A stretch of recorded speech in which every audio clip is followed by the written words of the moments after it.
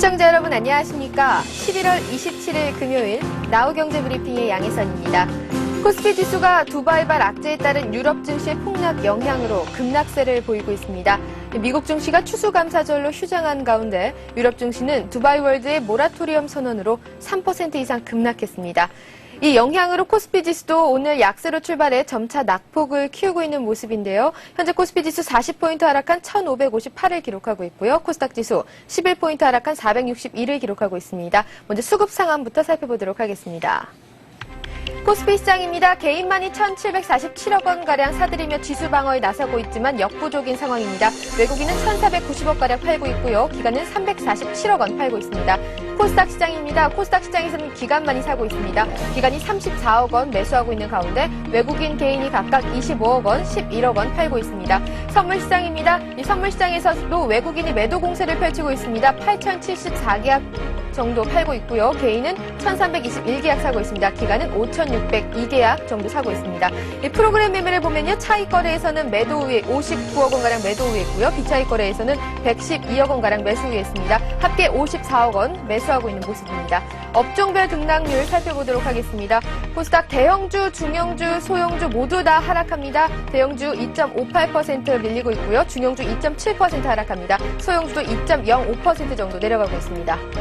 하락하는 업종, 상승하는 업종 없고 하락하는 업종 살펴보도록 하겠습니다. 건설업 4.41% 내려가고요. 금융업 4.27%로 급락합니다. 보험업종 3.74% 내려가고 있는 가운데 은행업종도 3.67% 밀리고 있습니다. 증권업종도 3.4% 내려가고 있고요. 유통업도 2.6%, 운수창고도 2.6%, 섬유의복도 2.6%가량 하락하고 있습니다. 시가총액 상위 종목군들 살펴보도록 하겠습니다. 시가총액 상위 종목군들 일제히 하락세로 거래를 시작했습니다. 지금도 모두 다 파란불이 들어와 있는데요. 삼성전자 1.62% 밀립니다. 포스코도 1.39% 내려가고 있는 가운데 KB금융 4.94% 급락하고 있습니다. 두바이 쇼크로 은행주가 아주 큰 폭에 급락하고 있습니다. 신한지도 4.14% 내려가는데요. 이 외국인들의 매도 공세에 또 급락하고 있습니다. 현대차도 2.24% 밀리고 있고요. 한국전력도 1.99% 밀립니다. LG전자도 2.3% 조정받고 있는 가운데 현대모비스도 3% 급락하고 있습니다. 현대중공업도 4.29%로 급락하고 있고요. LG도 2.5% 내려갑니다. 우리금융 6.6%대로 급락하고 있습니다. 하이닉스도 2.3% 내려가고 있고 롯데쇼핑도 2.5% 내려가고 있습니다.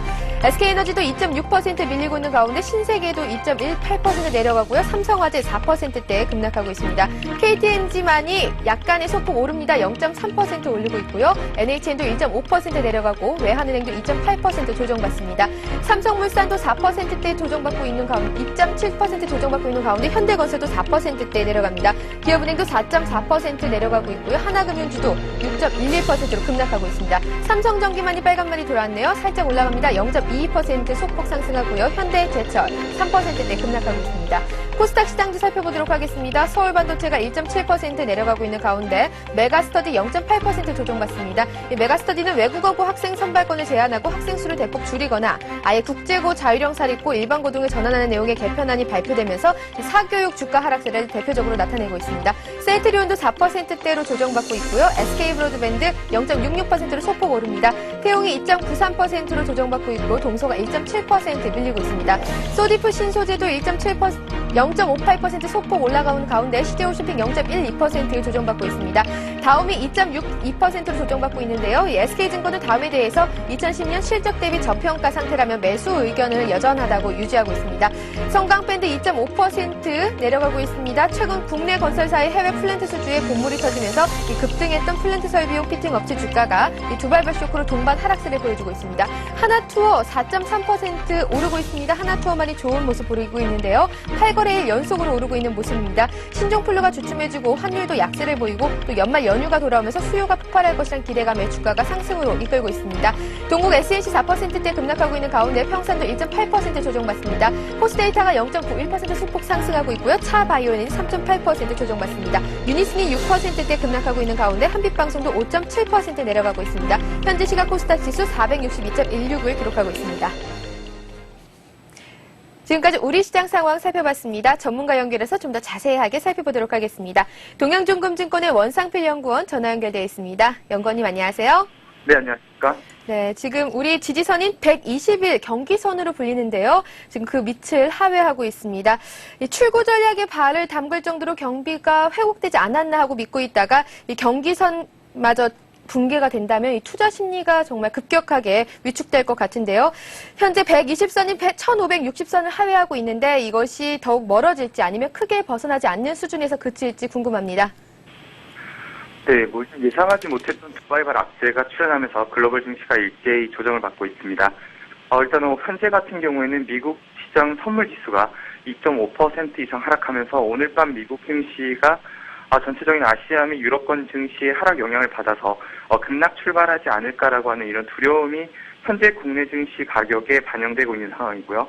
따라서 정리해본다라고 하면 현재 코스피 지수의 낙폭에는 오늘 밤 미국 증시의 하락폭까지도 미리 선반영되어 있기 때문에 오늘 밤 미국 증시가 반등하거나 또는 일정한 수준에서만 하락해 준다라고 하면 일단 다음 주 국내 증시는 반등할 수 있을 것으로 보고 있습니다. 말씀드린 바와 같이 일단 업종 내부적인 흐름에서는 오늘 건설주가 급락을 주도하고 있는 상황인데요. 현재 국내 건설업체들 같은 경우에는 해외 수주액에서 두바이가 차지하고 있는 비중이 약 2.4%에 불과한 상황입니다. 따라서 두바이발 악재에 따른 국내 기업들의 실질적인 피해는 지극히 미미하다고 볼 수 있고요. 따라서 그 두바이발 악재가 전 세계적인 글로벌 경기 침체에 어떤 선두적인 시그널을 작용하기보다는 일시적인 해프닝 수준에서 마감될 것으로 보고 있습니다. 특히 이제 말씀하신 바와 같이 기술적으로 현재 코스피 지수는 120일 이평선의 지지를 확인하고 있는 상황이기 때문에 단기적으로 급락하기보다는 반등 시도에 접어들 가능성이 높다고 보고 있습니다. 네. 긍정적인 의미로 해석을 해주셨는데요. 이 두바이 사태가 한국의 익스포저가 얼마냐 이런 차원의 우려가 아니라 혹시 지난해 촉발된 금융위기 약한 고리가 터졌다는 의미로 만약에 받아들인다면요. 현 시점에서 이 금융업종과 건설업이 팔아야 하는지 사야 하는지 확실한 진단이 필요한데 어떻게 보시는지요? 일단 이제 두바이 같은 경우에는 문제가 되고 있는데요. 사실상 그 두바이의 그 형격이라고 볼 수 있는 아부다비 같은 경우에는 현재 두바이에 대해서 여러 가지 지원책들을 강구하고 있는 상황이고요. 현재 두바이에 대해서 대출 금액이 높은 유럽계 은행들 같은 경우에도 상당 부분에 대해서 익스포저 자체가 넓게 퍼져 있긴 하지만 이러한 부분들에 대해서 추가적인 자금 지원이 확대될 가능성이 높다는 측면에서 우려하시는 바와 같이 작년 수준의 그런 글로벌 급락 리스크로 갈 가능성은 높다고 보지 않고 있습니다. 특히 지금 두바이만 놓고 보더라도 현재 두바이의 국가부도 리스크를 나타내는 CDS 같은 경우에는 급등하는 흐름을 나타냈지만 상대적으로 두바이 증시는 오히려 반등하는 흐름을 보여주고 있습니다. 그래서 일시적인 충격 가능성을 가장 높게 보고 있고요. 현재 그 아부다비 같은 경우에는 그 두바이 쪽에서 발생한 채무 불이행에 대해서 상당 부분에 대해서 구제책 자금을 마련해 두는 상황이기 때문에 점차적으로 시장은 안정을 찾을 수 있을 것으로 보고 있습니다. 네, 현재 외국인이 선물시장과 현물시장에서 모두 매도 공세를 강화하면서 지수에 부담을 주고 있습니다. 이 외국인들이 아예 등을 돌린 것인지 아니면 또 다시 매수의 여력이 남아있는 것으로 보시는지요? 네, 일단 이제 가장 우려스러운 부분은 외국인들이 선물시장에서 대규모 매도로 나타내면서 이에 따른 프로그램 차익 매물이 출회되고 있는 상황인데요. 하지만 이제 과거 외국인들이 선물시장에서 만계약 이상의 매도를 나타냈던 경우를 살펴보게 되면 약 72.4%의 확률로 오히려 지수의 단기 저점과 일치한 흐름이 나타났었습니다. 특히 지금 같은 경우에는 매수 차익장과 역사적인 바닥권에 위치한 상황이고요. 이에 따른 프로그램 외국인들 선물 매도에 따른 프로그램 차익 매물로 역시 그 매수 차익장고는 사실상 절대적인 바닥권에 위치해 있는 상황입니다.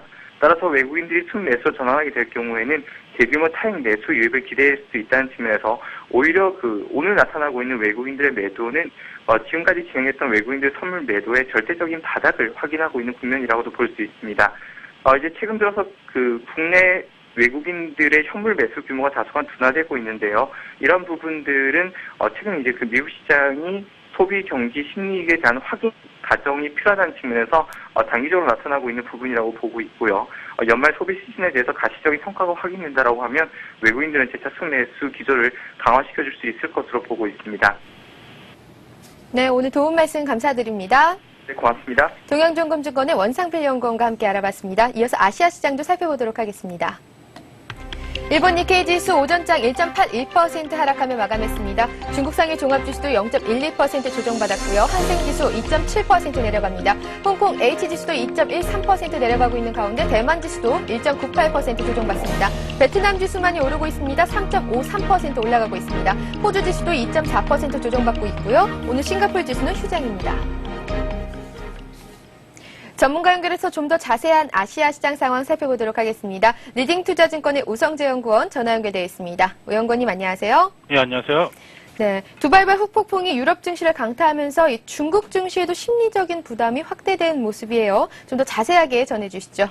예, 지금 상하이 종합주가지수 낙폭을 많이 축소하면서 보합권까지 올라오는 모습 보여주고 있습니다.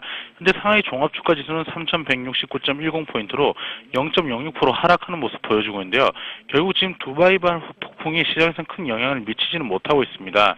아무래도 본토 같은 경우에는 폐쇄적인 시장인 만큼 시장에서의 계속적인 이러한 부분보다는 중국 내의 펀더멘털에 따른 영향력이 많이 달라지고 있다고 보시는 게 좋을 것 같습니다. 현재 중국 같은 경우에 내수 경기 부양책 발표가 예상이 된다는 이야기가 나오면서 시장에서의 기대감이 나오고 있는 모습인데요. 중국이 1분기부터 3분기까지의 경제 성장률이 7.7%에 이르고 올해로는 8% 성장 달성이 거의 확실하다는 이야기를 내놓으면서 새로운 정책 부양책으로 내수 부양책이 발표될 것이라는 이야기가 나오고 있습니다. 경제 구조에서 내수 주도형으로 전환을 통해서 소비 부양책이 초점이 될 것이라는 이야기가 꾸준히 나오고 있는 가운데 이러한 내수 관련은 좀 더 계속적인 강세 움직임이 예측되고 있습니다. 또한 지금 중국 같은 경우 세계 경제를 이끌어 나갈 것이라는 전망이 시장에서 나오면서 더욱더 기대감이 커지고 있다고 보시는 게 좋을 것 같습니다.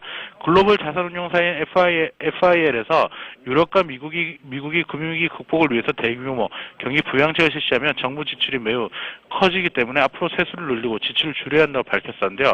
이것과 함께 중국이 계속적인 상승 추세를 이끌면서 일본을 제끼고 제2의 경제 부국이 될 것이라는 언급을 내놨었습니다. 지금 이러한 흐름을 받으면서 중국의 펀더멘털에 대한 견조함에 대한 기대감이 나오면서 상하이 종합주가지수는 부합권까지 올라오는 모습을 보여주었었는데요. 결국 상하이 종합주가지수 기준으로 봤을 때 3,100선을 강하게 지지해줄 것으로 예측되고 있는 가운데 오늘은 부합권 내외 혼조 장세로 보시는 게 좋을 것 같습니다. 네, 중국 증시가 계속적인 상승 랠리를 이끌어갈 것이라는 의견이 나오고 있습니다. 이것은 세계 요인으로 시장의 상승 추세를 이끌 것이라는 얘기가 나오고 있는데요. 이 3대 요인이 무엇인지 자세히 짚어주시죠. 예, 오늘도 중국 증시는 가장 아시아 증시 중에서 견조한 모습을 보여주고 있습니다.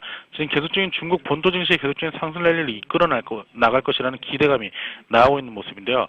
지금 이러한 모습을 보이는 가장 큰 지수의 상승 견인에 대한 3대 요인으로 경제의 고성장 및 저인플레이션 기조의 유지, 그리고 정책 안정성에 대한 기대감, 시장 밸류에이션의 상승 여력이 충분하다는 이야기가 지금 나오고 있습니다.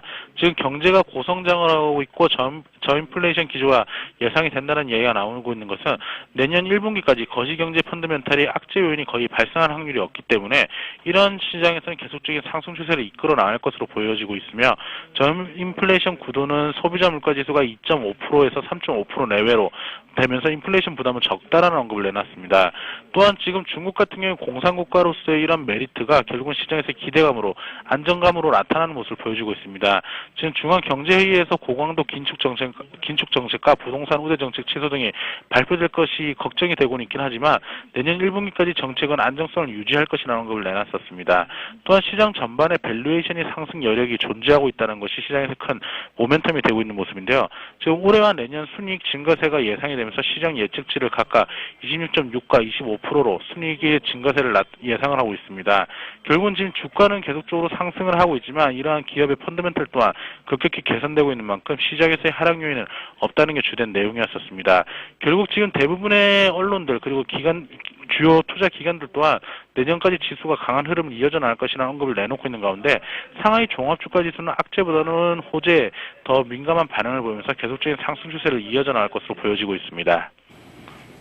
네, 일본 증시도 살펴보겠습니다. 일본 증시 어제 이 두바이월드가 사실상 모라토리엄을 선언한 충격으로 건설주를 중심으로 급락하고 있습니다. 또 일본은 엔화 가치가 14년 내 최고치로 치솟으면서 이 증시 불안함을 더하고 있는데요. 오늘 장 자세히 분석 바랍니다.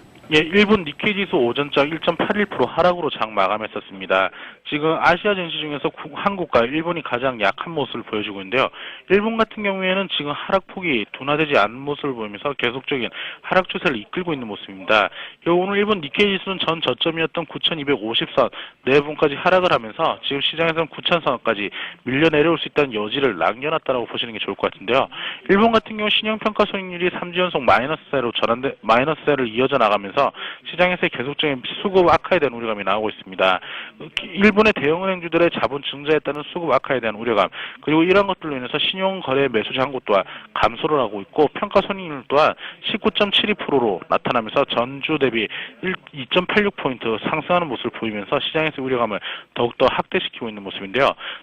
일본 같은 경우 엔화 강세 기조 또한 시장에서의 부담감을 나타내고 있는 가운데 일본 정부가 엔화 강세에 따른 이제 개입 의사를 간접적으로 표명을 했었습니다.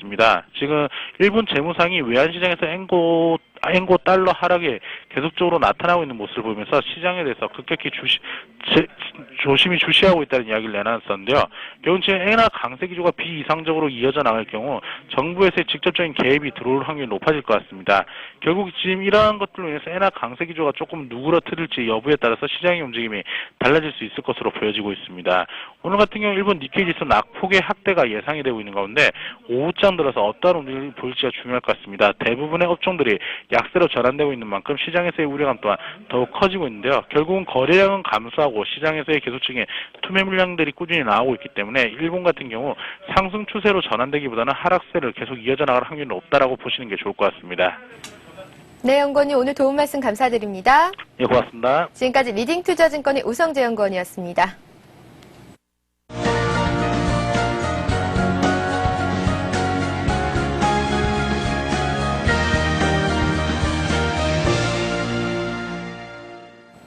이 시각 주요 뉴스입니다.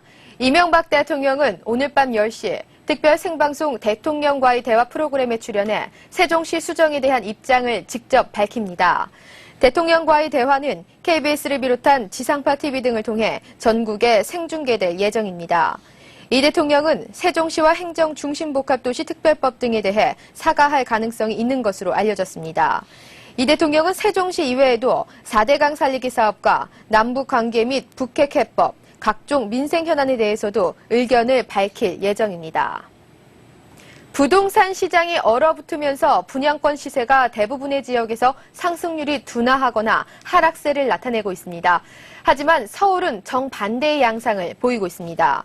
부동산 정보업체에 따르면 이달 6일에서 25일 전국 분양권 시세 상승률은 평균 0.03%로 지난달에 0.11%보다 0.08%포인트 떨어졌고 서울 지역의 분양권 시세 변동률은 10월보다 0.16%포인트 상승한 0.21을 기록했습니다. 자치구별로는 금천구가 2.1% 올라 상승률이 가장 높았고 서초구가 1.3%로 뒤를 이었습니다.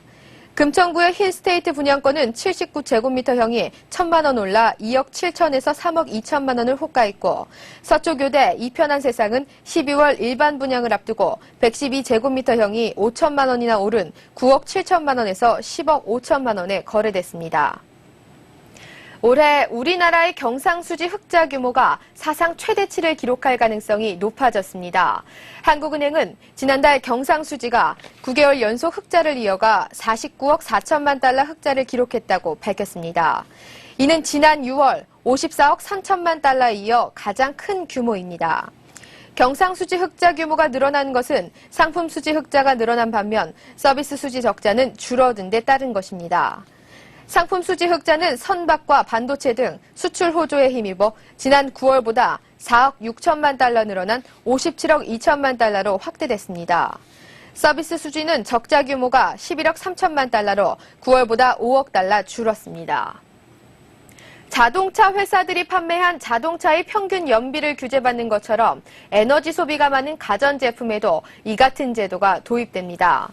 지식경제부는 에너지 이용 합리화법 시행규칙 일부 개정안을 마련해 에어컨은 내년 10월부터, 냉장고와 드럼 세탁기는 2011년 10월부터 시행한다고 밝혔습니다.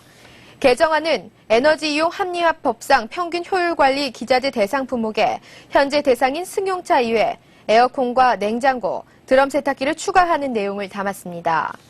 평균 효율 관리 기자재 대상 품목이 되면 각 가전회사들은 판매된 해당 품목의 평균 에너지 소비 효율이 정부가 정한 수준을 넘어야 하는 의무가 부과됩니다. 현재 시각 코스피 지수 38포인트 하락한 1560.68을 기록하고 있고요. 코스닥 지수 11포인트 하락한 462.74를 기록하고 있습니다. 지금부터는 내년 증시 흐름과 또 주도주에 대한 깊은 관심이 필요할 때입니다. 오후장 투자 전략도 잘 세우셔서 성공 투자하시길 바라겠습니다. 지금까지 나우경제브리핑의 양혜선이었습니다. 시청해주신 여러분 고맙습니다.